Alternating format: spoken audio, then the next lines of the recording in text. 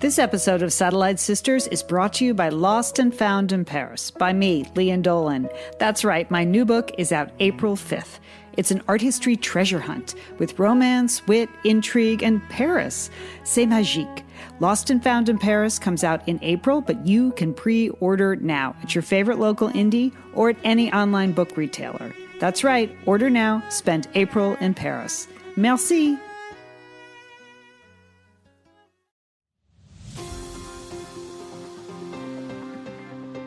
You're listening to Satellite Sisters. What's a satellite sister? The person you call when the best thing in your life happens or the worst. The person that gets you up, gets you going, and gets you through. And every once in a while, changes your mind. This podcast is part pep talk, part weekly check-in. Like grabbing coffee with a friend. Thanks for being here. Welcome to the Satellite Sisterhood. You're listening to Satellite Sisters. Great to be with you today. I'm Lian Dolan here in Pasadena, California. I'm a writer, producer, and it's the beginning of Women's History Month. We love when we get 1 month, don't we, sisters? It's great.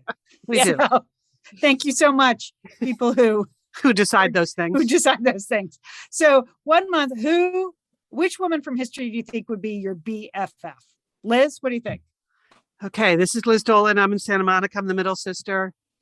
When you first said that, I thought, well, I've always wanted to meet Queen Elizabeth, but Queen Elizabeth the First. But then I don't think she would have been my BFF. I think she was like a badass and I would like to meet her. So when you say friendship, I recently saw that the documentary with Fran Lebowitz, and she was talking about her best friend was Toni Morrison. And I think I'd like to meet Toni Morrison because she said when Toni won the Nobel Prize in Literature, which was like 93, I think, she took a whole bunch of friends to go collect it with her. And she called them the Nobelettes. And I think having a friend who wins a Nobel Prize and then takes you to go see her collect it, I would be totally down with that. So Toni Morrison would be my choice. Yeah, it was quite a long answer. And Fran Lebowitz and Toni Morrison. That unexpected. Isn't that an unexpected pair? That's why it's stuck in my head. Yeah. Yes. Julie, how about you? Okay. Well, first of all, happy Mardi Gras to all that are celebrating today because it's Mardi Gras. So knock it out there. Laissez le bon temps rouler. For me, it's interesting what you said, Liz, because I was going with Queen Elizabeth too. Okay. I'd love to meet her. I love corgis. Okay. That's easy. Tromping around in those highlands. That sounds fun to me. And I don't even mind the tweed skirt and scarf tied under your chin look. I think I can pull that off. And she's 95. She's feeling better. She's over COVID. She's met so many people. I think it would be fabulous to talk to her. How about you, Lian? Oh, well, I would like someone from history who's dead. I was thinking Nellie Bly, the reporter from the 1900s who did all that groundbreaking work, like pretended to be insane so she could get inside an insane asylum and report on what it was really like. I feel like we could be friends and host a podcast together. So that's my choice. All right. Women's History Month. Well, we did it. Congratulations to us. Okay. For promoting the show today, listen, we're of course going to talk about what's going on in the Ukraine. We were off last week, Julie. A lot of actual calls for you to weigh in. You've been our, Russianographer, Kremlinologist for many years since you lived in Russia. So we're going to talk to you about that. I'm sure you have a lot of thoughts. We have some entertaining sisters we're going to get to. Liz, I understand you have a spontaneous review of Lost and Found in Paris. Totally spontaneous. Yes. Oh, I can't wait to tell you about it. It's really good. Right. You are not going to believe the TV show Liz has never seen before either. So we're going to... Shocking. It's just stunning news coming from Liz. Yes, it is. And then Julie, once you explain what's happening in the Ukraine, you're also doing a deep dive on Martha Stewart Chardonnay. So right. Only on Satellite Sisters would that be possible for one host to be able as part of their portfolio. Yes. Yeah. Your tranche? Is that your tranche? Yeah. Okay. And more on Satellite Sisters. Liz, okay. What's up this week? Well, first, I have a quick question for you. I promise this won't take long. You know how I feel about unsolicited advice of any kind, but especially Yes. especially unsolicited medical advice.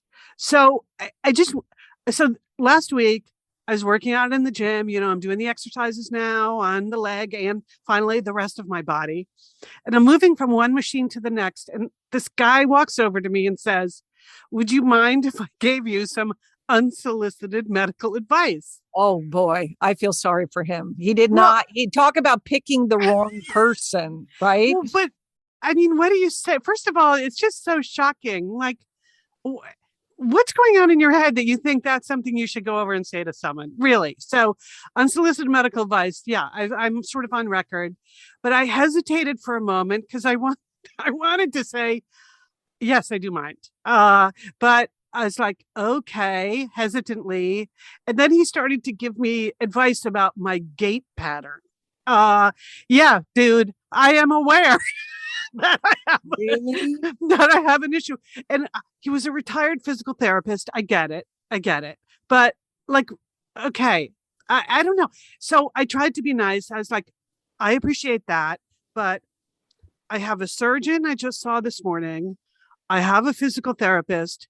And I have an actual trainer who's right over there in another part of the gym. So I feel like I'm getting a lot of good advice, but thank you.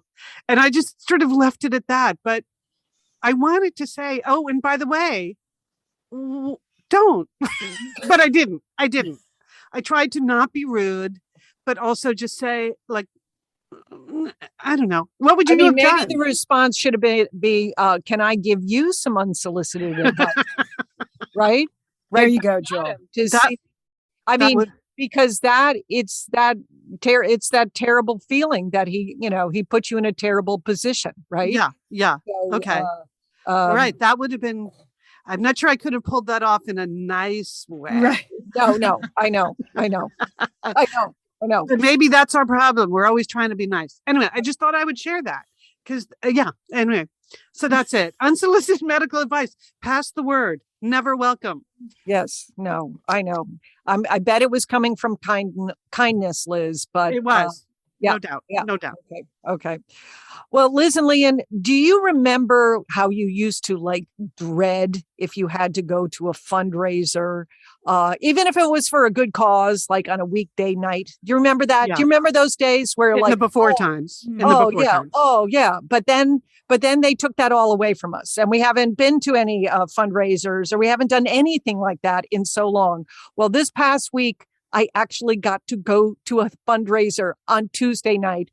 This is for the organization that I've worked very hard for, Educational First Steps. And it was sort of a confluence of events that came together where, the COVID had sort of died down enough, and we had a fundraiser in person, and we were fortunate enough to have as our guest speaker, Mark Cuban. Now, you all know him, Mark Cuban from Shark Tank. He's also owner of the Dallas Mavericks basketball team. I don't know how to say this. I understand he's a billionaire and everything like that. And he also donated his time to speak to our group. But if a billionaire could be humble, that would be Mark Cuban. It's hard. Really? Yes. He was, it was sort of an interview style presentation. And, he comes from very humble beginnings in Pittsburgh. And he always, he started by selling. First, he was selling baseball cards.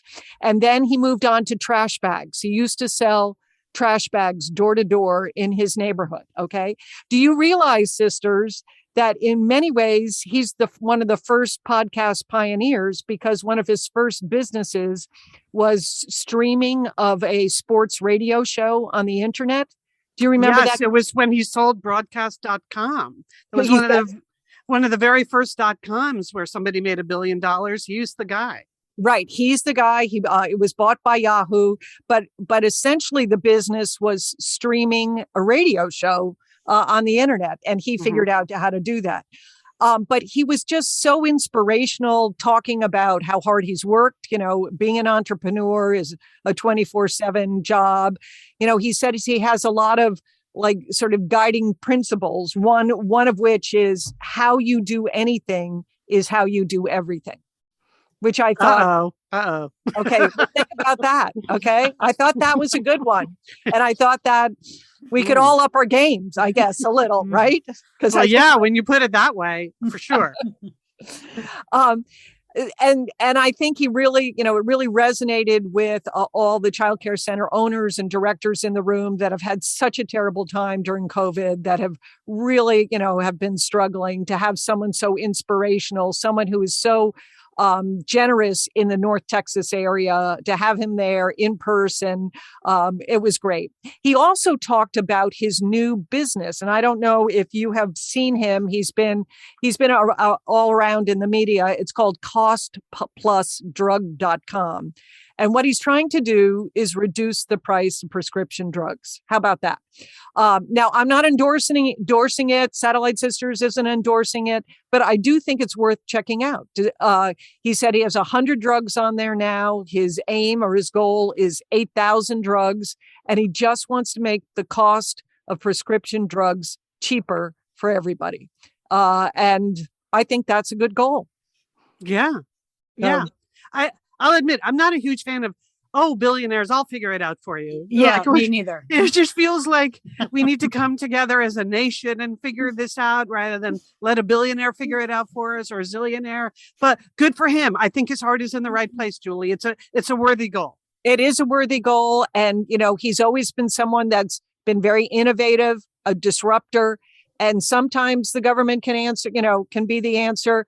But sometimes, maybe it needs an entrepreneur. So check it out. He was great. We had a great night. And, it was just great to be back at a fundraiser. That's never thought I'd hear you say that. Oh, yeah, it was wonderful. That sounds fun. All right. Well, I was doing the opposite. I have a small professional announcement. That's actually a big professional announcement, but I can't give you a lot of details. Julie and Liz, you know this, so I'm just really telling the rest of the Satellite Sisterhood and Mr. Hood that I am writing a new book. So if you're wondering, where was that pep talk 2 weeks ago? Here's where it was. Exciting news. I signed another 2-book deal a couple of weeks ago. I'm not going to go into details on the title. So exciting. Now. So exciting. It's exciting for me because I know what I'll be doing for the next 2 years. I'll be writing 2 more books, which is a fantastic opportunity. Woo-hoo. I'm thrilled to have it. I've worked hard on this part of my life, being a fiction writer, and it's nice to see that I can continue it. I also want to genuinely thank anybody and everybody who's ever bought a book, because you really don't get that opportunity unless you sell books. It's a business. It's not a charity. So if people hadn't gone out and supported the books that I've written in the past, this wouldn't be happening. So big thanks to all of you. You have, told your libraries to order it. You've picked it for your book club. If you've bought extra copies for your family and giving them as gifts, I genuinely want to thank you. So the good news is I'm writing 2 more books. It's not bad news, but one is due at the end of June, which is fast. Oh, wow. That sounds like a term paper, Lian. Yeah. It is. It is. It's The Heart of Darkness all over again, that high school term paper I had to write. No, I'm excited. I did a lot of work on the outline and everything on the pitch in the fall. So it's not like I'm making it up from start here, but I do need to focus on the days that we're not working on Satellite Sisters. And generally I work on Satellite Sisters Monday and Tuesday. The other 5 days of the week I'll be writing. And so it was funny, a couple weeks ago, on Thursday afternoon, I got so much written. I just like, wow, I really wrote a lot of words. And Friday morning, I thought, where did all this time come from? I feel like you usually don't have this time on Thursday. And then Friday, I woke up and I went, I forgot to write pep talk. That's why I had so much time Thursday afternoon. It usually takes me 3 or 4 hours to put that together. So good news, bad news, writing a book. So if things are sketchy, that's my excuse. I mean, I'm looking forward to going out and promoting Lost and Found in Paris in about 5 weeks. So this is the first time for me I've ever had to do both things, promote one book and write another. But that's actually your professional goal. If you're a novelist, is to have that kind of pressure. So I'm looking forward to this. But if you want to know where I am, I'm back in my office writing a book. Right. At all times, night and day. Yes.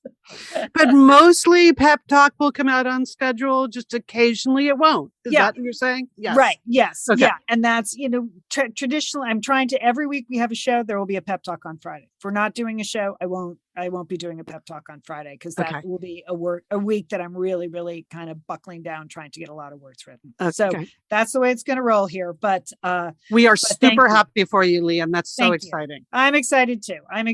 It's a great opportunity. All right, stay tuned. Julie, when we get back, you're gonna tell us everything you know about Russia. Yes. So let's stay tuned.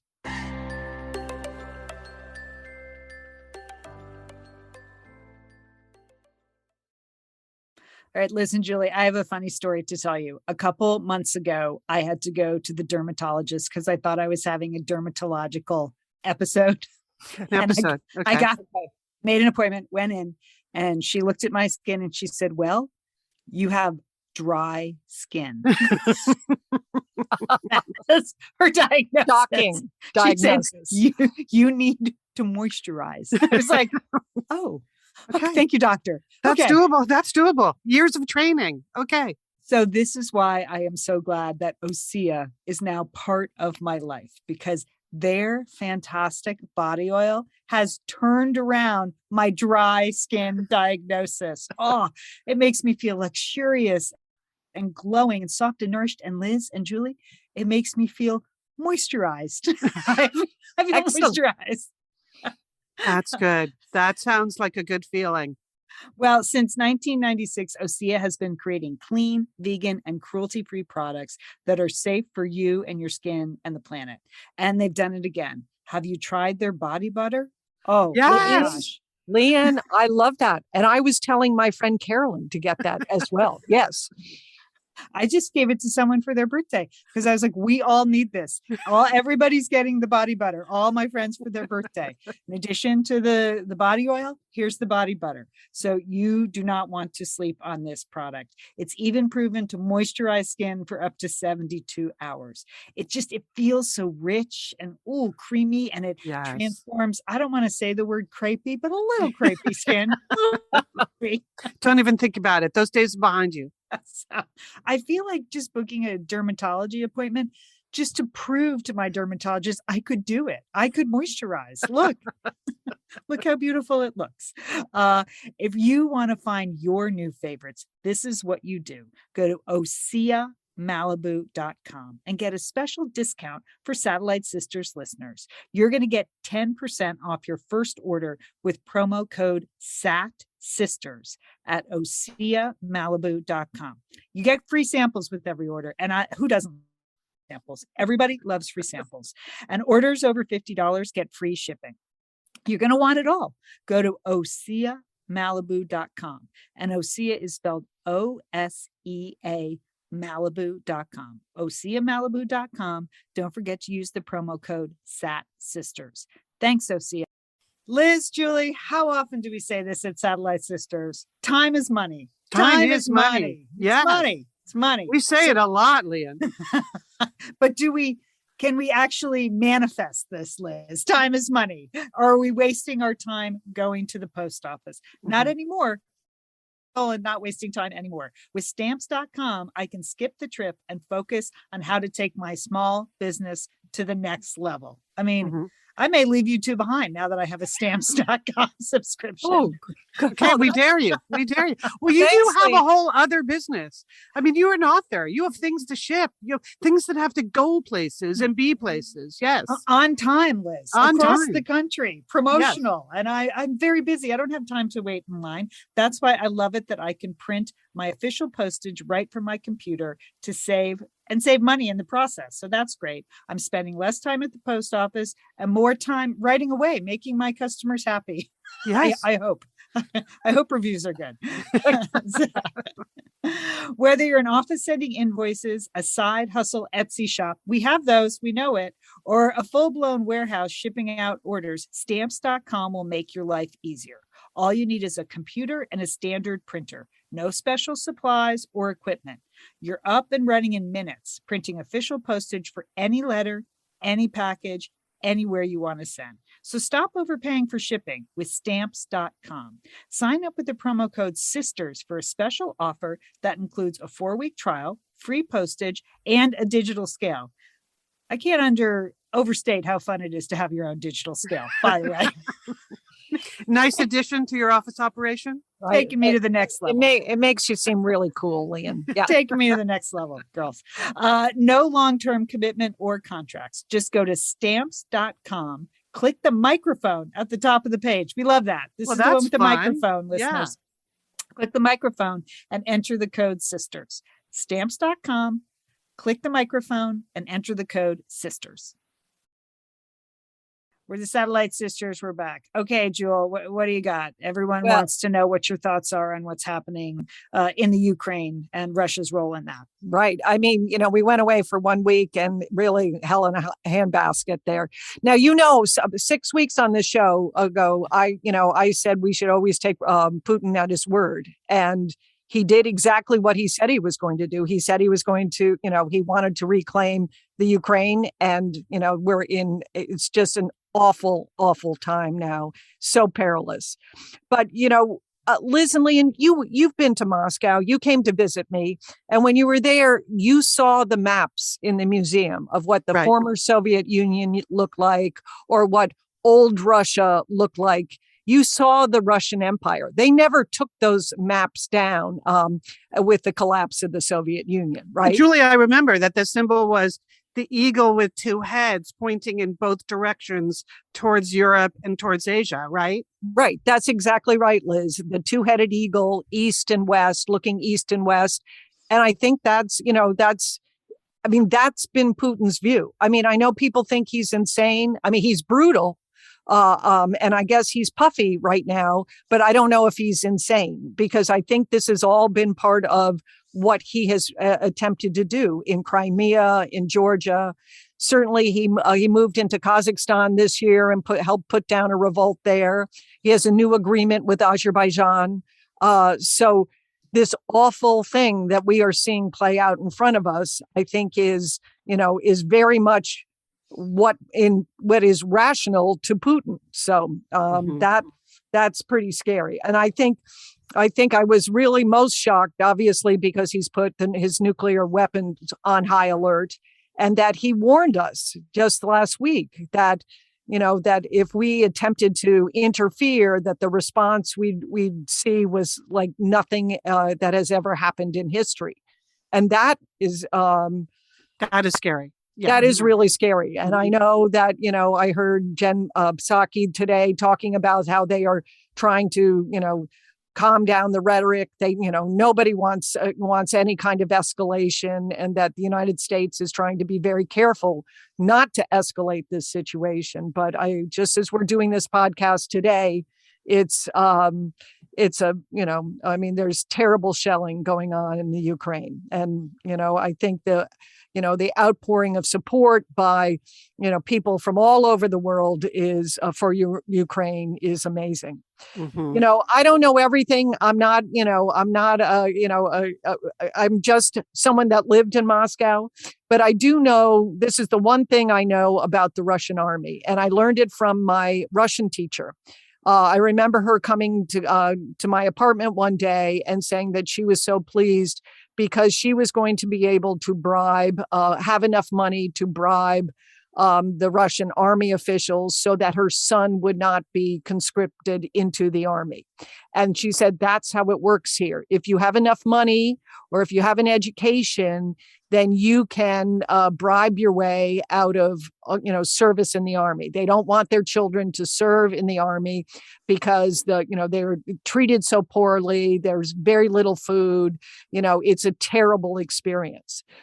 So I don't know if that explains what's happening right now, whether, the Russian army didn't anticipate the response from the Ukraine, or if it's the nature of the Russian army. But that's the one insight that I have about the Russian army. Oh, that is interesting. Yeah. So, and I don't, even though it's been over a decade since I was in Moscow, I don't imagine that it was any different. I know we put a lot of sanctions on oligarchs. And here's what I know about oligarchs. And in fact, Liz and Lian, when you came to Moscow, I believe you were in a room at a party with an oligarch. We were? Yes, at that big event we did. Oh, that's right. Yes, we were there for a charity event. Yes, we were there for a charity event, and there was an oligarch was one of the underwriters for that. Oligarchs are people that have amassed great power and wealth through murder, through extortion, and through intimidation. These are brutal, awful people, but they only operate at, with the permission of Putin. And if any oligarchs that attempt to criticize Putin or to be a political rival of Putin, they're put in jail or they're killed. So while I think some of the oligarchs may be crying a little bit about their villas and their yachts, I mean, these people have just amassed such wealth. We can't even imagine what it is or where it is. And that won't be enough to stop Putin. And I think while some oligarchs may have spoken out against Putin, many won't, because they exist because of Putin, and they don't want to turn against him. Mm-hmm. So. That's interesting. Yeah, I think a lot of people don't even know what an oligarch is. I mean, they were the original people who, when the Soviet Union came apart, they just legally or illegally, mainly illegally, scooped up all the assets of the state, right? Right. They distributed the shares. Everybody in the country got shares of the former, oil industry, tin industry, automobile industry, were given out in shares to individual Russians. And that's what the oligarchs were able to do, that they, through intimidation, extortion, or murder, they amassed all the shares of the auto industry or the oil industry or the tin or the coal. And that's how they got as wealthy as they did. But they only did that with the permission of Putin. They made an agreement. So, and he, in fact, may be the richest of any person on earth. Right. We don't even know that. We don't know the extent of his wealth. So it's something. And then there's the Russian people. I know, that, we have seen some really courageous people demonstrating in Moscow and St. Petersburg. And I know many of the commentators have talked about the personal risk that these people are taking coming out on the streets. Many of them will be sent to jail. Many of them will be tried for treason. And there are a lot of innocent people. I think of, people that worked with my husband over there, that are just, their lives are now destroyed because of the actions of Putin, maybe it's not like they voted for this, Liz. Right. It wasn't like they had a referendum. They have had elections. It's just they're not free and fair. Exactly, Liz. Exactly. So, for many Russians, this is, a really rough time, they don't have a way to fight back because of the grip that Putin has on the country. Any opposition leader that you can think of has been poisoned or murdered or put in jail, right? So that's something you've mentioned a lot over the years. Every time a journalist got shot, or it was Litvinenko in London getting poisoned, right? Yeah. That's just his consistently getting rid of anyone who opposes him. Right. And that he has always used whatever weapons were available to him. And that's what scares me the most. I mean, is, whether it is poison or whether it was, he blew up apartment buildings in Moscow in order to create sentiment in his favor and tried to blame it on the Chechens. I mean, he is a, brutal, awful dictator. It has been great to see the leadership and the support for the Ukrainian people and for their culture. I know here in this country, people on social media have been, really responding. I will say just one little note. I know that a lot of people have been out in the streets pouring Russian vodka down the drains. Just a little note. Most of the Russian vodka is actually made in Sweden or in France. It's not actually. Okay. actually. So okay, that's there's sort the of good news. that's a freedom fries situation then. Yes. Is that correct? Yes, exactly, Yes. Lian. Okay. Exactly. So you may just want to consider that one. But I mean, it's a perilous time. There's no doubt about it. Yeah. Well, and he just is a party of one. I mean, that's it. He Mhm. doesn't, there's, it's not like he's conferring with people, correct, Joel? He's just making all his decisions unilaterally. He doesn't actually have to get approval from anybody. No, he doesn't have to get Right. approval for anything. I think that's the most terrifying thing. Yeah. Yeah. So, and it's hard for Americans to relate to. Yeah. Yeah. Well, last week, Putin gave that speech, like that really angry speech about why he was doing this. And one of the tales he told was that Ukraine had always been part of Russia and blah, blah, blah. That's a lot of his position here. And, well, that's not really that true. And I heard this really interesting radio interview over the weekend with a professor of history from Yale. His name was Timothy Snyder. And he was talking about like, what really is a separate country and a separate culture? And I thought this was interesting. Here were some of the things he talked about. He's like, as we talked about, the eagle head points in two directions, but Russia has traditionally mostly been in Asia, whereas Ukraine is an entirely European country. And he said Ukraine took part in every European turning point culturally that we can think of. In the Renaissance happened in Ukraine, the Reformation, the Enlightenment. Ukraine participated in all of those things like other European countries. And these are things that never happened really in Russia as we know it. He also said that Ukraine in the 19th century had a national movement designed to get rid of the empire that was trying to control them.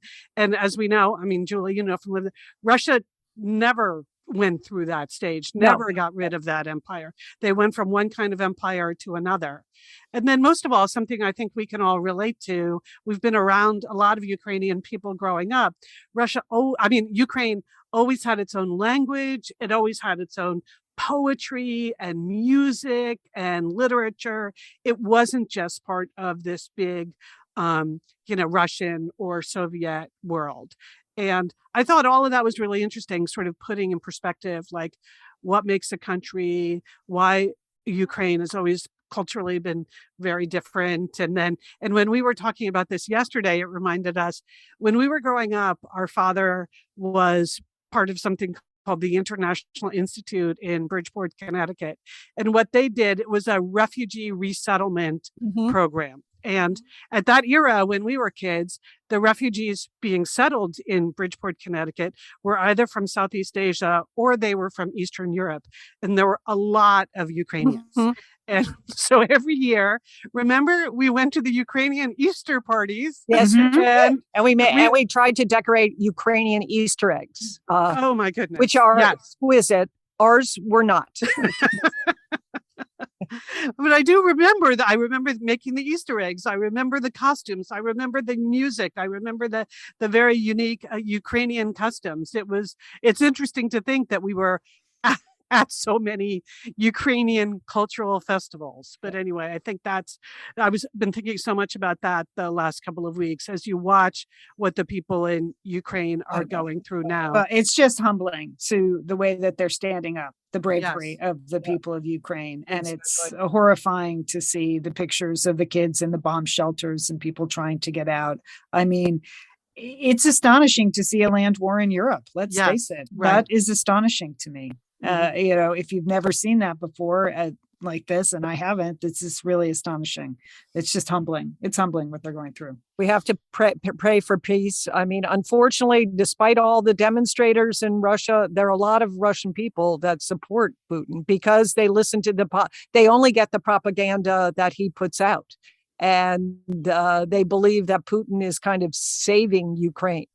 So it's really a perilous time. Yeah, you said that in the past, Julie, that a lot of Russians support his very pro-Russian stance. It's not, they see him very differently. Yeah. I mean, again, they don't have the opportunity for free press. They don't have, real political discussion that, or any of that. So, but it is a terrible time. Okay. Well, obviously, we're going to be watching as the rest of the world is. Joel, thanks for that insight. Liz, you're going to have a link to that podcast, right? About yes, Ukraine. yeah, I will. It was really very interesting, and when you get the historical perspective on it's sort of all about disinformation, right? So Putin's sitting there, he's told the Russian people this, he's telling the world this is why I'm saving them for this reason, and they've always been part of us anyway. Then you hear a real historian say, not so fast. And it really gives you a perspective. Mm-hmm. Yeah, he's a smart guy too, that professor. I've seen him. I mean, he speaks like 100 languages, yes, including Ukrainian. So yeah, he really knows his stuff. Okay, so we'll have some resources on the website, in the show notes, and I'm sure Liz will put them in the Facebook group as well. Will do. Yeah. All right. So now I have to make one of those hugely awkward transitions. So I'm making it now. This is the transition, right? So to just a couple of good ideas, stories that just made us smile this week in an otherwise very tough week. First, out of Portland, Oregon. Okay.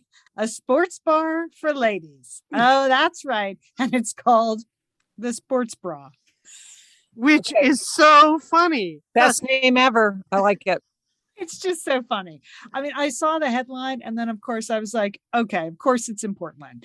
It might be the only women's sports bar in the world. Jenny Wen is opening the bar. She's like 40% of athletes are women.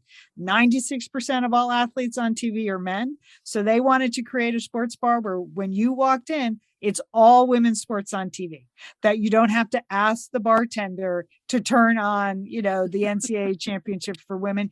It is already on. The soccer is going to be already on. The women's tennis will be featured. So she's opening this in April in Northeast Portland. Thank goodness, Jenny. Fantastic idea. The sports bra. Oh, I can't wait.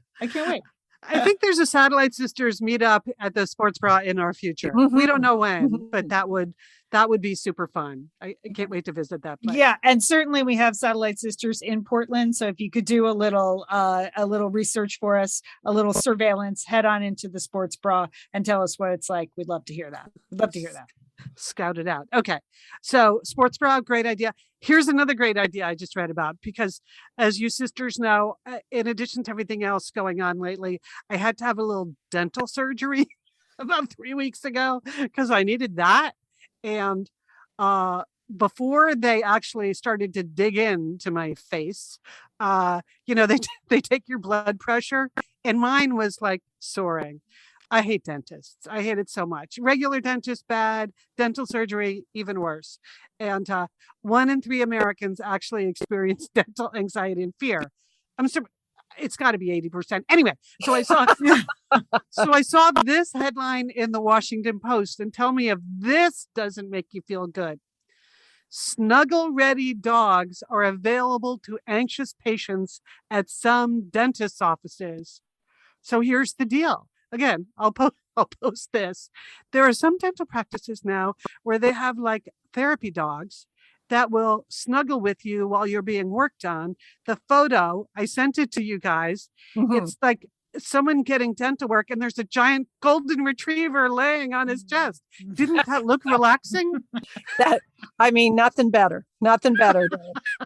But I just don't know how you square that, because at least when I go to my dentist, Liz, right now, they're wearing like 5 layers of PPE. So, and then you have the big, hairy, slobbery golden retriever on your chest. It's all good to me. It's all good. But well, this is why this isn't exactly legal in a lot of places, Julie. Okay. I think that some patients, they don't really need or want the dog.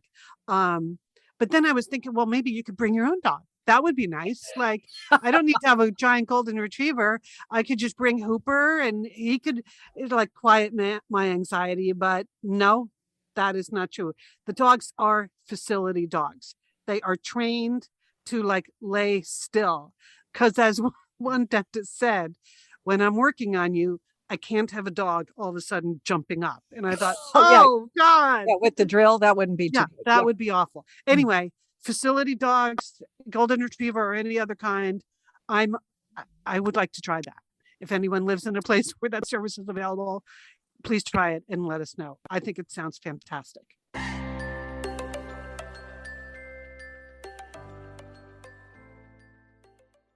Julie, Liz, imagine this. You're shopping and nothing fits right. Does that sound familiar? That is super easy to imagine, Lian. Yes, I think the whole world feels that way, Lian. Yes. Shockingly easy. It can be really annoying to try to find your perfect size. I mean, they either fit like a glove or you're straight up not having a good time. It's tough. That's why MeUndies has the softest undies, bralettes, loungewear, and more made to fit just right. Now, you know we love our MeUndies. We could not love them more. That micromodal fabric, so comfy. Do we love the prints? Yes, they make us laugh every time they arrive. Did you know every time I open my underwear drawer, Lian, and I look at all those prints in there, it's a good way to start the day. It is. I'm doing mermaids today. That's all I'm going to do. Okay. They have new Catwoman print, by the way, just in case that's part of your fantasy life that you're Julie Newmar, go for it. They got new Catwoman prints. Anyway, MeUndies believes that comfort is more than what's just touching your skin. It's about feeling comfortable in your skin. And comfort starts with finding the perfect fit and size for you, which is why MeUndies wear test all sizes from extra small to 4XL to make sure that they really fit great. They also offer different cuts for different butts in bold colors and fun, adventurous prints. MeUndies wants you to find comfort in your size so the world can be a happier, comfier place for every booty. For every booty, Liz and Julie, every booty. So much snappy copy today. I like it. For every booty. All right. MeUndies promises if you're not comfortable with any product for any reason, you can return your order for a full refund within 45 days. Thanks, MeUndies. That's great. It's also great that you have an offer for Satellite Sisters listeners. If you have not tried MeUndies yet, now is the time. You get 15% off and free shipping straight to your door.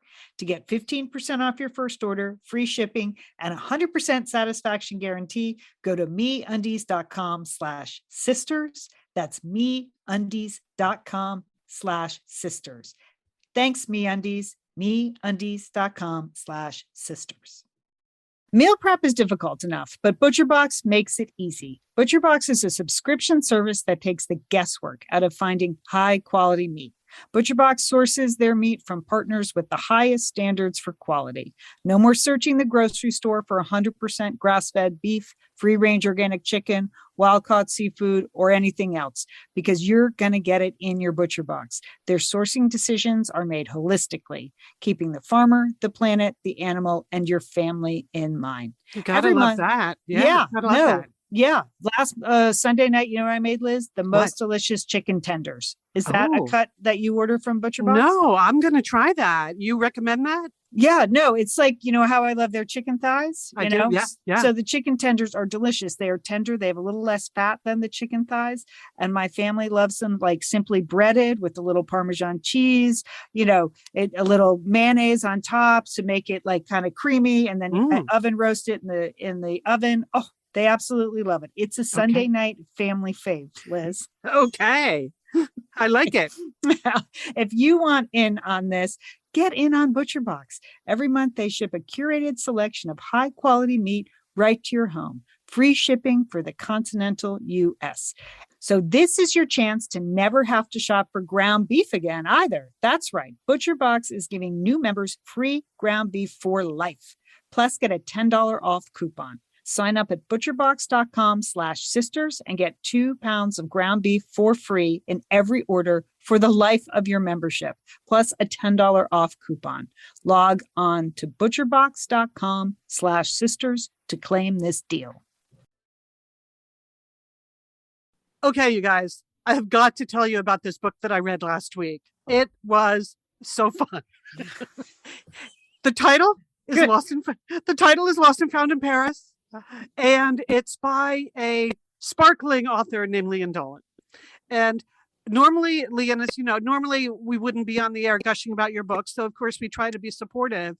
But it had taken me a while to read it because I got a galley from you I could only read it on my phone. And I thought, anyway, so finally, about 2 weeks ago, I read it. And I texted you, right? Like I was about halfway through. I'm like, oh my God, I love this book so much.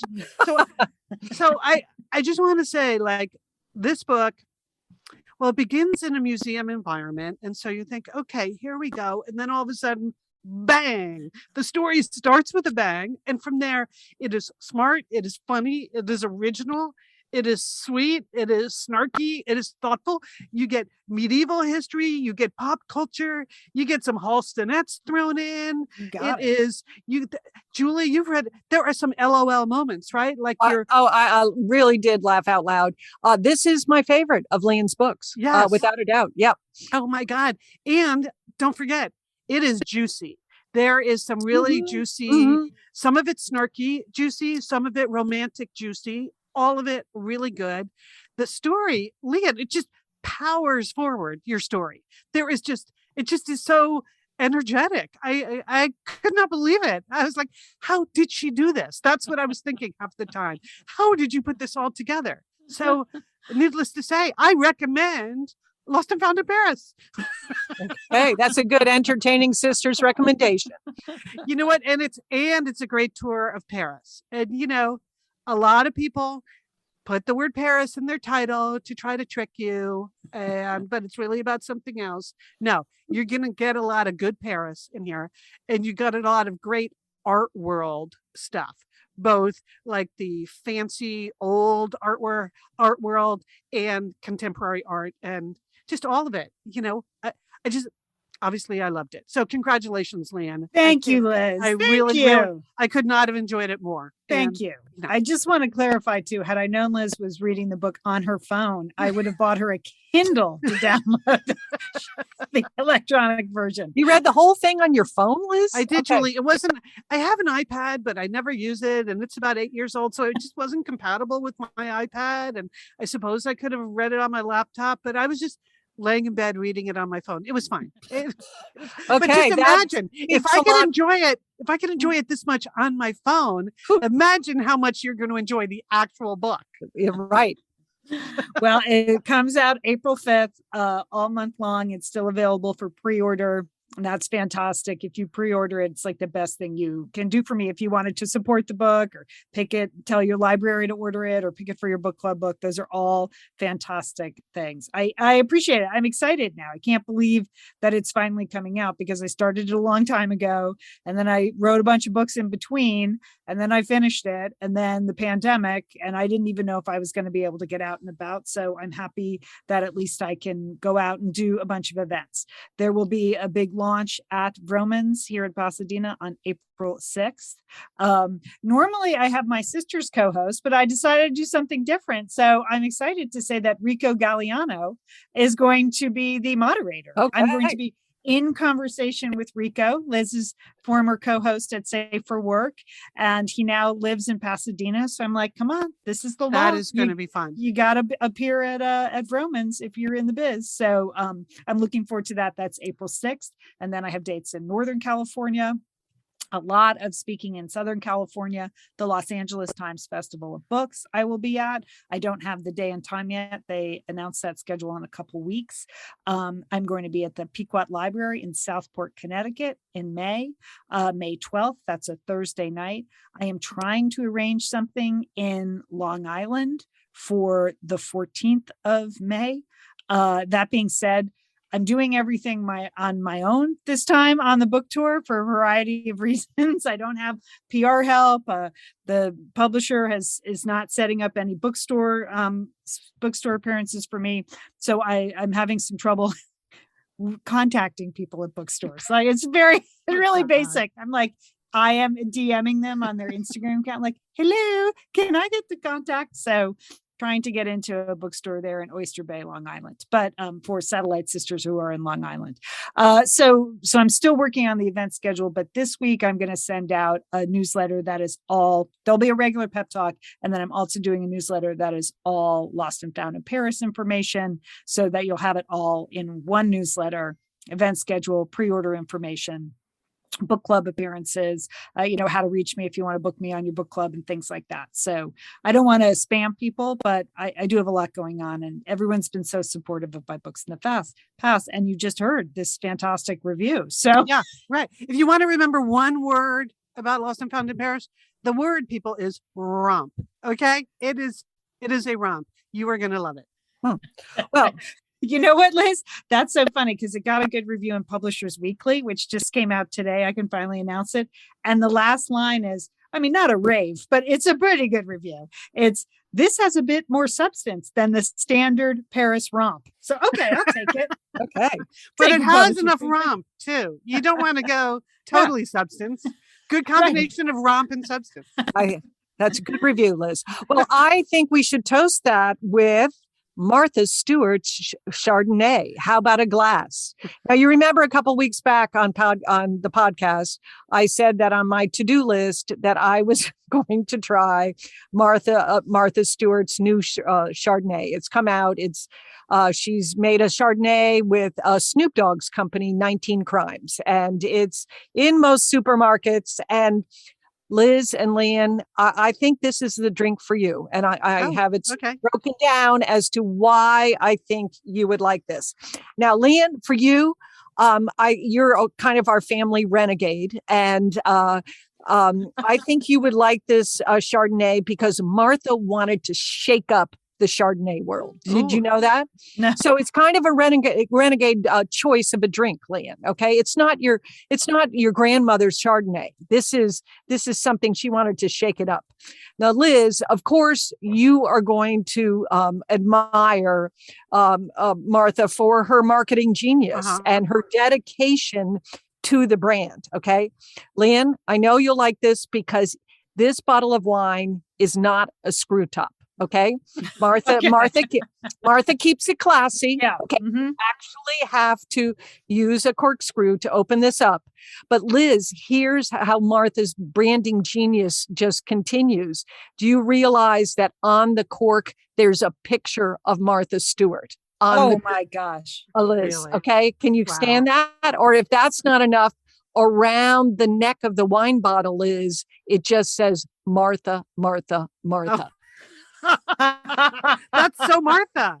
Isn't that Martha? I knew you would like it. This is you have for years you've been preaching, brand identity, stay in your brand awareness, brand extension. Martha is doing it. She never lets go. Yeah. She doesn't. She doesn't. Lian, you're just going to love the bottle because Martha has a fabulous head of hair in the picture on the bottle. And you just got your hair cut and it looks fabulous. It kind of reminds me of Martha Stewart's hair. Thank you. Yeah, she looks great. Yeah, I'll take it. Okay, so she's shaking it up with this. Here's the taste test. She's shaking it up with this Chardonnay. She doesn't like those big, buttery, oaky Chardonnays. That's not Martha's style. Okay, she wants to be able to drink a lot of this. She likes it very cold. In fact, it's perfectly fine to stick some ice in her Chardonnay. Okay. Well, she's got Edna Dolan's vote right there. Yes, that's right. I think our mother used to do that, and our aunt Eleanor, she always would. But here's why that's important, Lian. Do you realize that is part of Martha's lifestyle? Because Martha wines and dines every single night. You know that she's out with Snoop Dogg, whoever, every single night. And she's Martha Stewart, so she's up at 4:00 doing things, in the morning. Sure, mucking out the stables or something. Yes, Liz, and this is her lifestyle choice. That's why she sticks the ice in it, so she can drink longer but less. Longer but less. Okay. Right. So, Martha. Okay. So I would say get yourself a bottle of Martha Stewart's Chardonnay. Okay. I'm having my book club tonight. I'm serving it. Okay. It's very classy. Okay. With ice is how I'm going to do it. Okay. All right. Well, Martha, she's been around, solid, classic. So on that note, I did something this weekend that I've never, ever done before. And you're going to be shocked that I've never, ever done it. I have never, ever seen an episode of Law and Order. If you can, I don't know why. What was I doing? Is that not possible that you haven't been like in some setting where it's on, like in an airport and, in a lounge? I don't know, Julie. I don't know. In a hospital sometime, it's on. I know it's on all the time. Yeah. I know. Anyway, but I was on Peacock because I was watching some other stuff on Peacock, and there it was, the brand new revived Law and Order. And I was like, maybe I should check this out. Law and Order. People say this is really good. So I watched it. It's newly revived. And this is like I can't even believe you're splaining Law and Order. I'm not explaining it. You're I'm law just saying- splaining it. I mean, Okay, Liz. here's what was funny to me. I was watching, I'm like, Anthony Anderson is in this? Wow. Like, that's quite a change from Blackish. And then I Googled it and I'm like, oh no, he was in the original cast. Yeah, back in he's already been on it. Yeah, They're not just the original cast, but he has been on it. Right, Yeah, not right. the original cast. I Come mean, on, Liz. I Pretty know it much has all, everybody has been on Law and Order, Yes. Liz. I know that's what I don't know. I just never watched it. The new cast includes Hugh Dancy. I only know him as, Mr. Claire Danes, but he's in it. Yeah. That's great. Here's what I think this whole ripped from the headlines thing really works. They're going to be so happy to hear that, Liz, that you feel that way about the show. Because the premiere of the new season is sort of a Bill Cosby-ish story, and so very ripped from the headlines. Anyway, this could be what I spend the next 20 years doing because I missed the first 20 years. So I just thought I would admit that. Law and Order, here we come. Oh, Well- well, I have to say, I did miss the shaky cam. oh, It was a pioneering show in terms of cinematography. I mean, I remember watching it on my little black and white TV, in 1990 when it came out. And it was the first TV show to use kind of the handheld cameras. And Oh, so really? it was just like, yeah. And so the older seasons look very different. And now I missed a little of that in the new Okay. cast. But I didn't miss any of that because I had never seen any of that. Yeah. So Yeah. Okay. So while I was over on Peacock, I also thought, oh, Marry Me, the new J-Lo movie. Like, when I'm always in the mood for a J-Lo movie. I will Yes. admit that. Yes. I just feel like a J-Lo rom-com. If you like J-Lo rom-coms, Marry Me is a super J-Lo rom-com. It's, Oh, that's good. That's good news. That's very good. so that's She so hasn't lost her touch. You know what? I just think she's charming and funny and beautiful and sweet, and I just buy her whole thing. So she's in this. She plays a pop star. Owen Wilson plays a schlubby but charming math teacher. His best friend, snarky Sarah Silverman. So she's good. There are some very snappy musical numbers. I would say J-Lo is sort of playing a pop star who's sort of a G-rated Madonna almost, because the very first scene, she's on stage and the song is church, church, church, and it's all sort of all of this vaguely religious symbolism, but she's having fun. There's nothing too dark about it, unlike Madonna's version of Same. So anyway, so she's great. He's, she's J-Lo and he's Owen Wilson. So there you go. That's what you got going for you. It's a cute story. There are a couple of big musical numbers that are a lot of fun. There's one scene where she's getting a massage. And I thought, what, they always do this in any massage scene in any movie where the person's laying down, but their head is up and she looked beautiful, even laying on a massage table, like, of course, a towel wrapped around her head. I'm like, no one in the history of the world ever gets a massage like that. Your face is smashed into that cradle. I don't know why that thought came to me as I was watching how beautiful she was. But anyway, so I totally recommend it. I'm not going to tell you anything else about the story. It's fun. It's sexy. It's sweet. There's a cute daughter. The whole thing. If you like a J-Lo rom-com, this is a J-Lo rom-com. There you go. Okay, good review, Liz. boom, boom. All right, Liz, good work. All right, I have one book. I have many books that I want to recommend. I am going to put a link to that book list in this week's pep talk. That's the pep talk I forgot to write. I have a whole bunch of books for spring, but I just wanted to say a publication day shout out to Jennifer Haupt. Her new novel is Come As You Are. And you know what that means, Gen Xers. That is right. We are going back to the days of grunge in Seattle. I loved this book. It was fun to relive it. I was in Portland and Seattle in the 90s. And it just, first of all, it just made me happy. Makes me happy to read about Gen Xers in general. And it also makes me happy that I did not marry my boyfriend at that time. So that's good. So it takes place in the 90s and it takes place now. And our main character has a chance to sort of look back on her life choices, that things that she might have done differently in her 20s and where she is now in terms of making life choices. And I related very much to the grunge scenes. It was really fun to be back in Seattle. So happy pub day to Jennifer Haupt. The book is Come As You Are, and it's on my book list. And I'll put a link to that in the show notes, and it'll be in Sister Log and everything. I have a whole bunch of books for spring. So, but this one's for you, Gen Xers. All right. It's been a long day of recording. We can't explain why, but just a lot of internet issues. Internet issues. A lot. And so, if you're hearing this now, it's because of our engineer, Sergio Enriquez. Yes, so thank you. Thank you, Sergio. If you've made it to this portion of the show, know that Sergio has done a lot of editing to piece this show together while almost everything went wrong. So thank you, Sergio. Big thanks to Emily Loudermilk, who does our graphics. They're so much fun to look at. We appreciate you, Emily. We miss seeing you, but we love seeing the work that you do every week. If you want to see Emily's graphics, go follow us on Instagram @SatSisters or subscribe to Pep Talk. All right, we have a to-do list. Jewel, what do you got? Well, we've had a lot of fun, but now back to the seriousness. And I'm changing all my passwords. I've been doing that. Yep.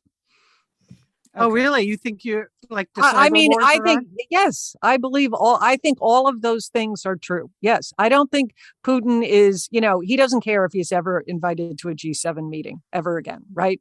Or Davos. This is a very, a serious thing. And I think we should be prepared. So. Oh, God. All right. Okay. Well, I'm sorry. I don't really know any of my passwords. I was going to say, I don't recall them all. I change them every week anyway, because I can't remember. Okay. Well, then you're safe. You're a hard target, Lian. I literally changed our Google password in the middle of this show. Okay. They are not going to be able to keep up with you. Okay. Hard target. Ooh, nice. All right. I'm just doing what Julie's doing. Liz, what do you got for your to-do list? Well, I'm taking Thursday night off from Cooking with Liz because I have an actual business trip this week. Believe it or not, sisters. Yes, sirree. Getting on a plane, going somewhere, and coming back the next day. So Thursday, Friday, a little bit of business travel. Kind of been a while. I'm like in a weird way, kind of looking forward to it. Okay, so, that's good. Anyway, so Cooking with Liz will be back next Thursday, but this Thursday I'm going to be on an old-fashioned business trip. All right, fantastic. I hope it is. I hope it's fantastic. All right, sisters, have a good week. You too, Lian. And don't forget, call your satellite sister.